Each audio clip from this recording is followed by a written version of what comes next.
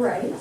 And this is Julia, Marek, Lily, and Tom, who are going to talk to you about their analysis of Guilford's endowment investments. Put your money where your mouth is. I promise it's relevant.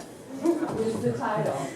I'm Julia. I'm an integrated philosophy major and a French minor. I'm Marek. I'm a sophomore and an econ major. I'm Lily. I'm an environmental studies and a social major and a sophomore. I'm Tom, and I'm an econ major.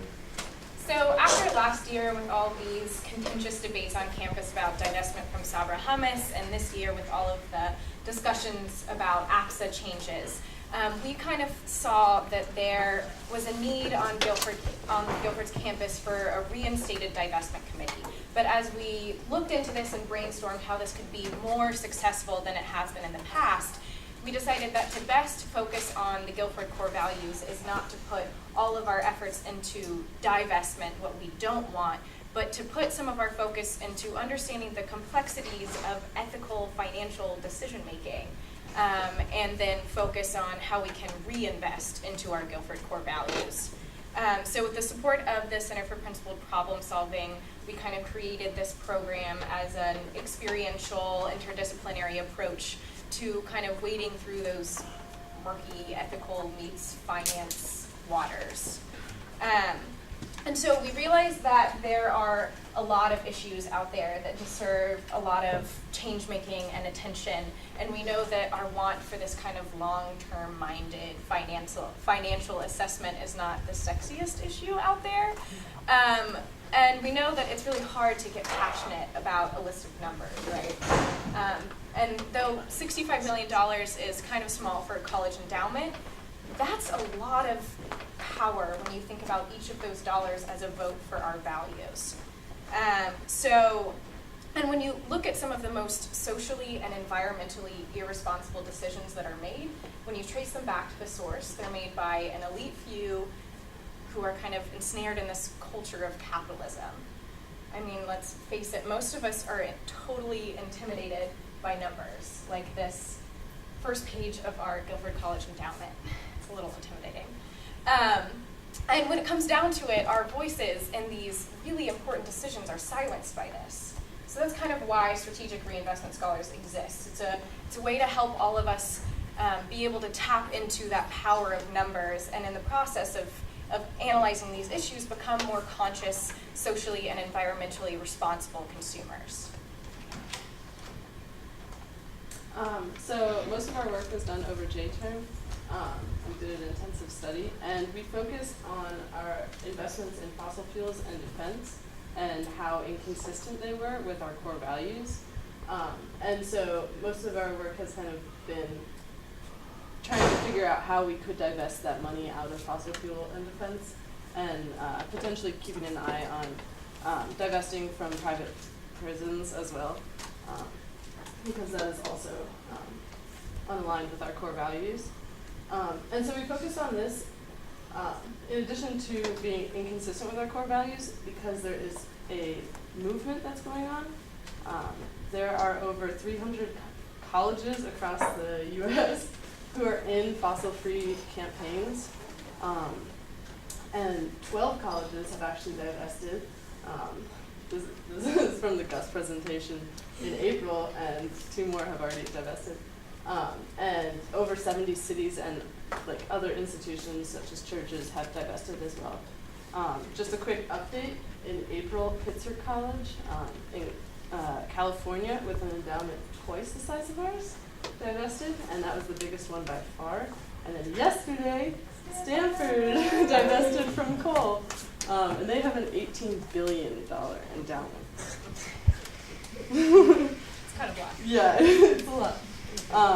So what the movement has also provided is that a lot of information about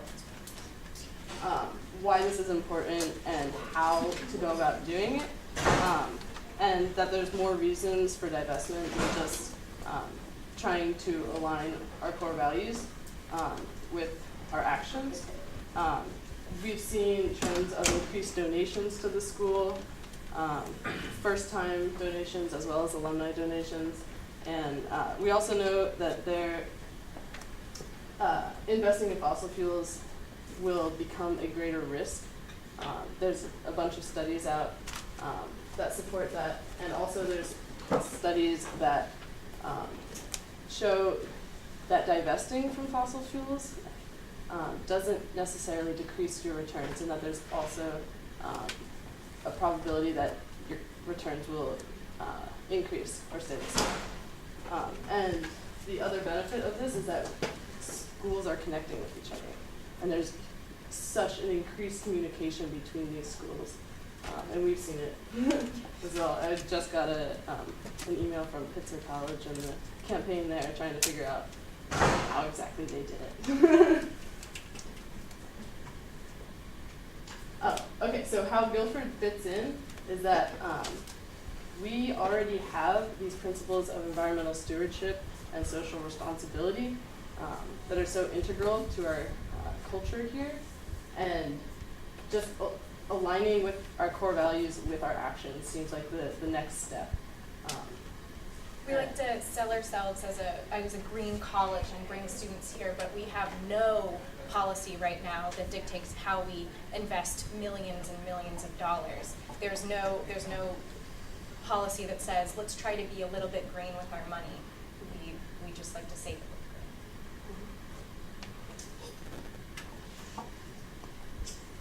green. So the goal of divestment is not to create a critical mass of divesting institutions to destabilize the funding stream to fossil fuel companies, because that's probably not going to happen, but rather to publicly question the morality and long-term financial stability of fossil fuel investments. So as many of you know, this is the environmental science department. The fossil fuel industry spends an enormous amount of money spreading misinformation, denying climate change, trying to label themselves as green, greenwashing themselves.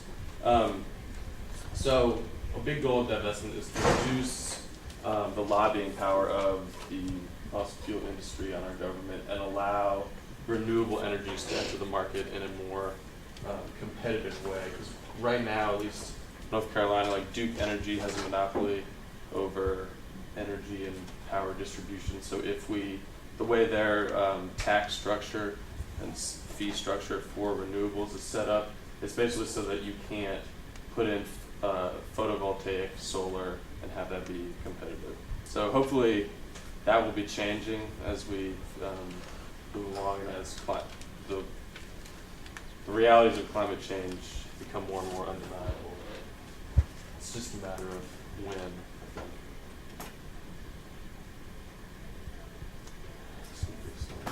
think. So when talking about divestment, it's there's a couple key terms that's important to know the definition of to kind of create a healthy understanding of what exactly we're doing. So an endowment is a collection of savings held by an institution, and then these savings are then invested in something. The returns on these investments, they then go to things around the college, like some salaries are paid or scholarships are also financed by our endowments.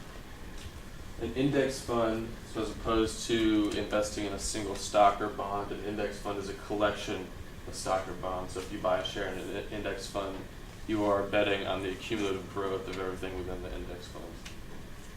Social responsible investing is kind of an umbrella term for investing that takes in not just the financial return of an investment, but also the environmental or social cost of a company or an investment. So there are two general types of fund management. There are passive and active management. Active management being actively buying and selling stocks to try to beat the market and predict how certain companies are going to perform in the short term. Passive approach meaning investing in index funds that take an aggregate of the entire market and just betting on the slow growth of markets, which is what Guilford does. Guilford is passive and safe and slow. This is a graph that Dave Dobson there and myself made. Is breaking down the different sectors of Guilford's endowments of stocks and bonds, real estate, hedge funds, and special funds.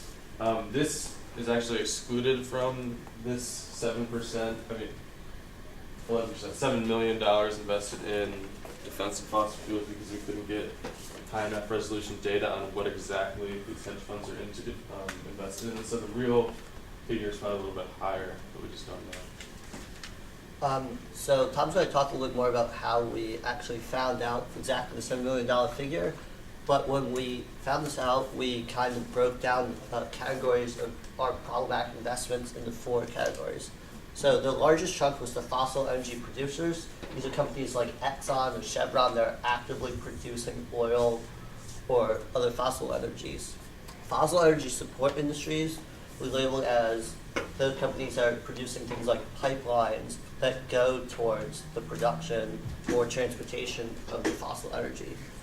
Fossil energy utilities are utility companies like Duke Energy that have coal-fired power plants that are firing fossil energies.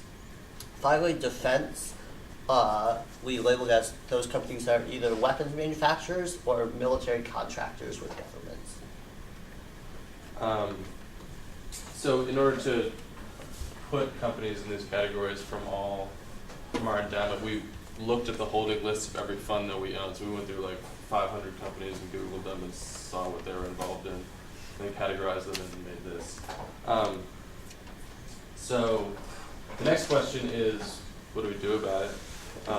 And how do we divest if that is something we want to do? Or reinvest our money in, we can just go back into that. That's what, actually, if you go back there. This is what our funds look like. So we broke it down a little bit. I think this is interesting. But basically, in order to divest, we would need to, there's a couple ways to do it, but we can't just sell our shares in problematic stocks. So we can't sell our Exxon and Duke Energy and Monsanto shares. We would need to sell all the shares in one index fund. So this top one is the Vanguard S&P 500. S&P 500 is the top 500 publicly traded companies in the United States. So if we were to sell our shares in here and then move into another fund that also tracks the S&P 500 but screens out for problematic investment. So this is an option. And the problem with this is not that the returns are lower. The returns will basically be the same because they both track the aggregate growth of the S&P 500, but it's that the management costs are a little bit higher. But there is good news. Before, Friends Fiduciary, which is a Quaker, Yeah. Okay. So when we were looking into funds, how we can possibly reinvest our money in, Tom talked a little about, we found two really exciting things. One is Friends Fiduciary, which is a Quaker investment firm of sorts, and they have a green fund that they have that we could possibly reinvest in. One problem we found with this is the management costs, as Tom talked about, a little bit higher, as well as actually when we looked through the holdings of the funds, we found that it still had a couple fossil energy producers. The reason they legitimized this was saying that these were the fossil energy companies that were doing a little bit better than their competitors. But for our purposes, we kind of see that them having any fossil energy producers at all as not in line with where we want our values to be. Another really exciting thing is BlackRock, which is a major firm, just announced a fossil energy-free fund that they're going to start rolling out pretty soon. So we're pretty excited about that. There's not a lot of information out about it because they just recently announced it about a week ago, maybe 2 weeks ago. But that's something we're definitely looking into as a possible way to reinvest our money. To talk a little bit about how much it would actually cost. So the Vanguard is an investment group that's like the Walmart of investment groups. Like they are the cheapest, they own the most stuff, they can just offer the cheapest rates, general, conventional funds. So the management cost, I'm writing down, for Vanguard is multiply whatever your investment is by 0.005. So if on $10,000, this so 10,000 is $500, or if it's on ours, so basically on this $11 million investment we have, we pay about $5,000 in management costs on just the top fund. But if we were to switch to a Quaker index fund, it's like they have a sliding scale depending on how much money you invested in, but it starts out at $1 million at 0.0045, so that's like 9 times as expensive. If you say it like that, you can say it differently so it sounds bad. So it's like versus like making like, all right, like $780,000 versus like $780,000 versus $750,000.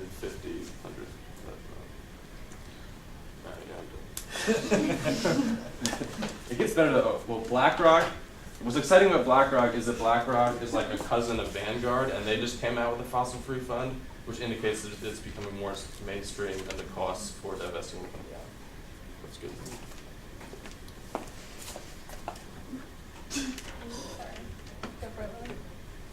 Okay, so where we are right now is that we are kind of in the middle of developing relationships and maintaining them. We have submitted a little bit of our research to the Board of Trustees, and they have talked about it in their meetings, and we're building relationships with them. We also have the support of the alumni, which is a big plus. It's really big. And so next steps really is that we want to get the word out, and we want to kind of equip the community with the vocabulary to have these kinds of conversations and to make decisions cohesively as a community. And so we're also in communication with other schools, like Pitzer, trying to figure out exactly how they're divesting and what they're reinvesting in. So we've talked to CFOs of colleges that have divested already, but we have kind of a unique endowment with our index funds. And we have also drafted a socially responsible investing policy, kind of based off of Earlham and Hampshire's socially responsible investing policy, and that just kind of outlines exactly what we don't want to invest in, but also what we actively want to invest in. Yeah. So basically, sorry, our slides are out of order for some reason. So basically, the end-all be-all of all of this complex financial jargon is that our endowment supports hundreds of corporations all around the world.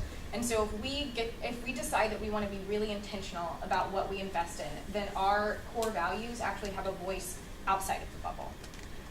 And this is like the most powerful way that Guilford can have a voice outside of the bubble. And in the process of analyzing this, all of us can become kind of more conscious, socially and environmentally responsible consumers, right? So thus far, it's only been the 4 of us working on this project as we've been getting started, but it's kind of becoming too big just for the 4 of us. And it's also, there's like a lot of really exciting prospects that are kind of coming out of the groundwork and coming out of these relationships that we've been building with like people in the alumni board association. Great. So we just want to let you guys know to please look out next semester for information about upcoming forums and teach-ins to get informed and involved. If you feel that you have any unique perspective or talents or connections that you could bring to this project, please let us know that you're interested. And if you're especially interested, you can always contract a course with the Center for Principled Problem Solving, an independent study course like we did for J-term and the spring, to help continue work on this project, because it is a long-term thing, and it can only happen if we continually keep kind of chipping away at it. And then also, if you don't have a lot of time to spend on this, but you do have friends at other schools who might be interested in doing this work, please connect us with them, because we've been finding that is the best way to make things happen, is when you're working together with people who are enthusiastic about this. So that's Strategic Reinvestment Scholars. Thank you.